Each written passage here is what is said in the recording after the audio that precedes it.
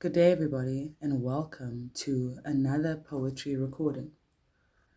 This is poem number 1 on the English Home Language Prescribed Poetry List. The title of this poem is Sonnet 130, also known as My Mistress's Eyes Are Nothing Like the Sun by William Shakespeare.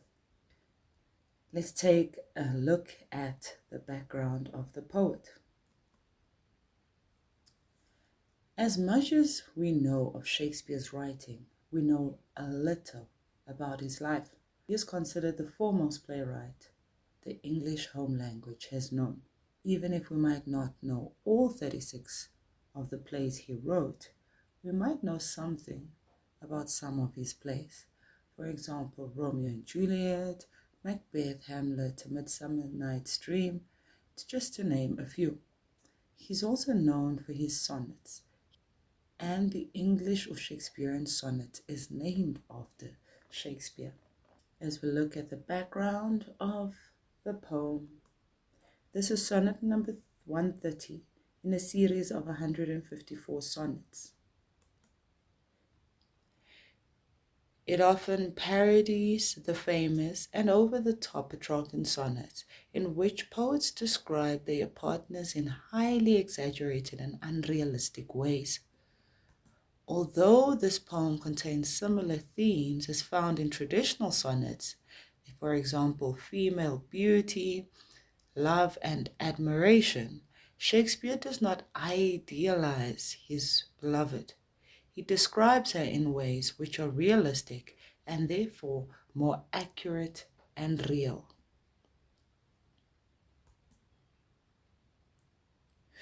This is a Shakespearean or Elizabethan sonnet. It consists of 3 quatrains, or 4 lines each, and a rhyming couplet, which is the last 2 lines of the poem. The rhyming couplet serves as a final argument to drive home the speaker's point. Dear English with Joshua viewer, if you are finding this video helpful, please remember to like, share, and subscribe. Also click on the notification button to be up to date on all English home language videos posted for your convenience. Enjoy your studies. There is a lot of hyperbole in this poem. All of the comparisons are exaggerated to emphasize the absurdity of Petrarchan ideals. In this sonnet, Shakespeare ridicules the courtly love tradition where a lover idealizes or idolizes his loved one. That was the practice of sonnets during their time, Petrarchan sonnets to be exact. He emphasizes the strength of his love for an imperfect but very real woman. At first he seems to feel nothing positive towards his love, but in the final couplet, his sincere love for her is evident. The strange comparisons give the poem impact, and the concluding couplet creates a surprise effect, because in this effect we learn that his love is real. Shakespeare uses 8 anti-compliments or negative comparisons to describe the uniqueness and beauty of his beloved. However, in the couplet he states that because she is normal and real, he does not need to exaggerate her looks or his love for her. He loves her just the way she is, perfect in her imperfection. Although he seems critical and rather rude in the first 12 lines, the reader realizes that he is, in fact, sincere in his love for her. He does not need to exaggerate an unrealistic comparison to declare his genuine love for her. In being so brutally honest, he has ironically given her a heightened beauty simply because he does not dote on her outward appearance. The poem is a Shakespearean or an Elizabethan sonnet. It consists of 3 quatrains, those are 4 lines each, and a rhyming couplet made up of 2 lines at the end of the sonnet. The rhyme scheme is consistent with this format. It will always be A, B, A, B, C, D, C, D, E, F, E, F, G, G. The couplet at the end, G, G, serves as a final argument to drive home the speaker's point. The rhythm of the point is consistent and follows traditional iambic pentameter. There are 10 syllables in each line. My mistress's eyes are nothing like the sun. Coral is far more red than her lips red. If snow be white, why then her breasts are dun. If hairs be wires, black wires grow on her head. I have seen roses damasked, red and white, but no such roses see I in her cheeks. And in some perfumes is there more delight than in the breath that from my mistress reeks. I love to hear her speak, yet well I know that music hath a far more pleasing sound. I grant I never saw a goddess go. My mistress, when she walks, treads on the ground. And yet, by heaven, I think my love as rare as any should believe with faults compare. My mistress's eyes are nothing like the sun. The word mistress is not the way we know it today. This was a more general reference to my love or my darling, and not as how we use it today. When we use the word mistress, it usually is to refer to a woman who is dating a married man. Nothing. This is a negative comparison. We expected a simile in this rhyme, but Shakespeare curves against it by using the word nothing. So instead of going for a simile, it becomes the opposite of the simile. Remember that this poem is used to ridicule or to mock the common way of writing sonnets. And the common way was to exaggerate your mistress's beauty. In this case, Shakespeare parodies that fashion of writing. My mistress's eyes are nothing like the sun. When Shakespeare was writing this sonnet, it was all the rage to compare lovers' eyes to the sun and sunlight. Shakespeare completely negates this, using the phrase nothing like, to emphasize the fact that this female's eyes are not bright. In this simile, the mistress's eyes are being compared to the sun. The sun creates the image of something bright and shiny. However, since the mistress's eyes are nothing like the sun, her eyes are the opposite of bright and shiny. The speaker's use of this simile indicates that the woman's eyes are just plain and ordinary or nothing special. Coral is far more red than her lips red. Coral. This is a hard, stony substance, typically forming large reefs in warm seas. Known for its bright red or yellow-pink color, this is the perfect color for the perfect female. There's a picture on the right-hand side of coral under the ocean. Women were expected to have that color lip as shown in the image below. However, her lips were not as red as coral. There is nothing special about the color of her lips. Again, his mistress has ordinary lips. If snow be white, why then her breasts are dun? Dun is the color of the horses on the screen. Dun is a brownish or grayish color. So again, very close to the word dull. If snow be white, then why her breasts are dun? Dun, as I've said, is a dull grayish brown color.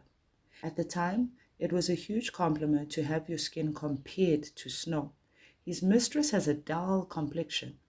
Dun here is a word often used to describe the color of a horse and not something a woman would be thrilled to hear about. It makes her sound ugly. If hairs be wires, black wires grow on her head. Wires here represent her hair being thread-like. This is an anti-compliment. Hair is usually compared to golden thread. This metaphor compares her hair to black wires. It is not soft or flowing, but hard and spiky. She has frizzy black hair. The W alliteration emphasizes that she is not perfect. As I've spoken already about the metaphor, her hair is compared to black wires, therefore indicating that it's not golden, it's not smooth, it's not shiny. Instead, in fact, it is spiky and hard. That's an off-putting description. I have seen roses damasked, red and white, but no such roses see I in her cheeks. Damasked means a pattern of mixed colors. So roses having more than one color, in this case red and white, but no such see I in her cheeks. He has seen beautiful roses in damask or pinkish color, red and white, but his mistress's cheeks don't remind him of them at all. He sees no such roses or color in his mistress's cheeks, which means that her cheeks are pale. This therefore emphasizes that his mistress is not perfect or not the perfect female model. And in some perfumes is there more delight than in the breath that from my mistress reeks. The word reeks defines a very strong or unpleasant smell. Some perfumes are far more fragrant than the smell of her breath. This is definitely shocking and offensive to emphasize that she is just an ordinary person. She is human. This idea of her being an ordinary person and not a goddess is further explained in lines 11 to 12. Love to hear her speak. There's a slight change here in the poet's description of his mistress. There seems to be a more positive reference to their relationship. With all the negatives we've heard about her in the previous lines, now it seems a little more positive. He admits that he would love to hear her speak, but the sound of music is better than her voice. Grant I never saw a goddess go. Here the speaker admits that he has never seen a goddess. Her movement, the way she would walk. But he says that his woman or mistress, when she walks, treads on the ground. So he has never seen a goddess, but he says that she is nothing like a goddess. He assumes that goddesses would float and glide, and here he mentions that his mistress, when she walks like a plain human being. She does not float like a goddess or glide, but she is very real and very average in her walking. So she's a very average human being. And yet by heaven, I think my love as rare as any she believed with false compare. This is the rhyming couplet. We need to look at the word and. And here introduces a change. There's a volta. We see that the ideas that the speaker was giving us is about to change. Yet, by heaven, he denies that she possesses any heavenly qualities. Yet he swears by heaven that his love is sincere. This is quite ironic, with him swearing to heaven that he loves her so much, even after saying in the previous 12 lines of the poem that nothing she does is as beautiful as how other females would have been explained or described in other sonnets. The rhyming couplet closes off the argument by us seeing that the speaker thinks that his mistress is a wonderful and unique indicated by the word rare, as any other woman, or as any she who was ever misrepresented. Belied means misrepresented by any exaggerated comparison that is false compare.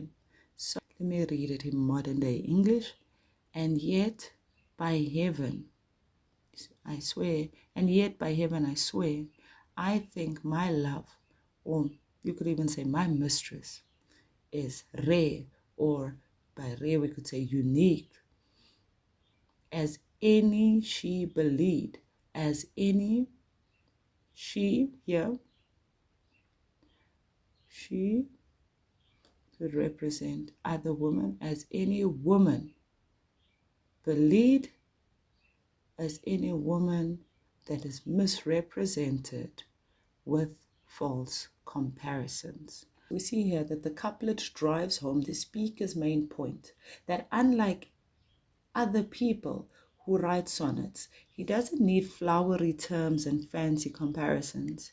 He can just tell his mistress plainly and simply that he loves her for who she is.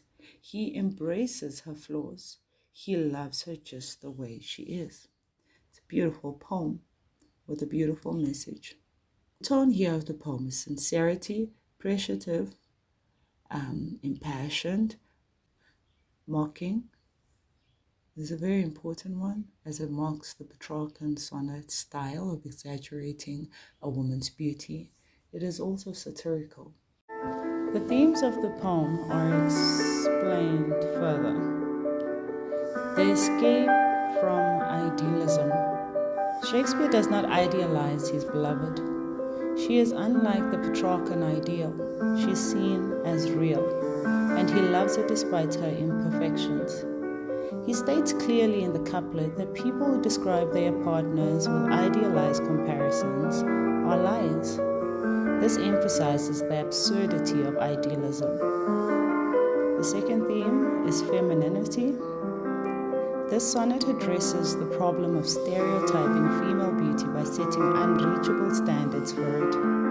The fixed definition of beauty is unrealistic and will make females inferior by not achieving the ideal standards of beauty. He questions real love. We should love our partners in spite of their imperfections. The third theme being love. The speaker expresses his love for his beloved. He describes his values of love. He states that love is not based on outward appearances and idealized looks. His love is based on connection and emotion, not the superficial. The last theme being real love doesn't need false tributes. The speaker believes that any woman can be beautiful.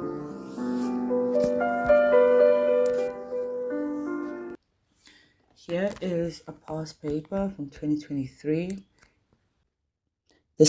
The question reads, the speaker marks the manner in which women are presented in traditional love poetry. Discuss the extent to which you agree with this statement with close reference to imagery, tone, and structure. So these are the three different parts that you'd have to cover in the poem. You must write in an essay of 250 to 300 words. Tackling this poem, you would have to make sure that you understand the structure of a poetry essay, which I will cover for you in the upcoming poems. If you were to tackle this poem, you would look at imagery, tone, and structure.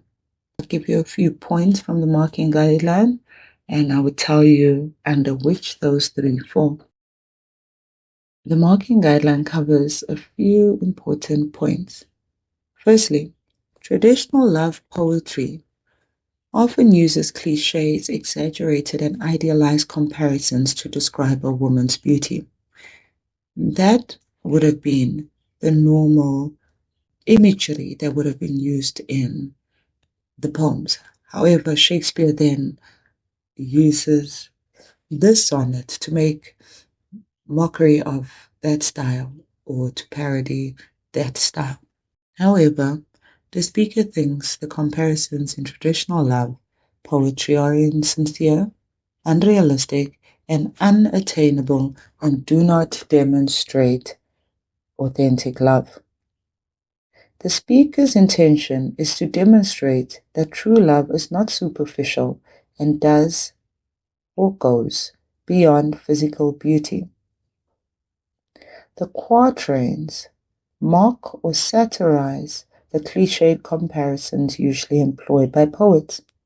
However, the speaker states his mistress is nothing like idealized comparisons. The couplet reveals his genuine love and how these comparisons are meaningless and false. By refusing to paint a romanticized picture of his love, he emphasizes her true worth. The comparisons used in the first quatrain imply that bright eyes, red lips, pale skin, and soft hair are the standards by which beauty is measured. By stating that his mistress possesses none of these attributes, the speaker challenges the traditional portrayal of beauty. The second quatrain expands on the idea that his mistress does not conform to unrealistic comparisons of beauty. She does not have rosy cheeks or perfumed breath, but rather natural coloring and natural smelling breath. The third quatrain contains the speaker's first positive comment about his mistress. I love to hear her speak, but he immediately undermines the compliment by claiming that music brings him more joy. By rejecting the comparison to a goddess, the speaker normalizes his beloved. The word treads implies a firm and stable step. This might indicate that she is a solid or real presence in his life. The couplet conveys how the speaker values his loved one and sees her as rare. She does not need any artificial comparisons to be appreciated, as they do not do her justice. This is a more genuine expression of love. It's important to look at all 3 points that the essay has asked you to do. The tone, the structure, as well as the imagery should have been covered in this essay. This is the resource used to compile this video. Thank you so much for watching. I hope that you like, subscribe, and press the notification button.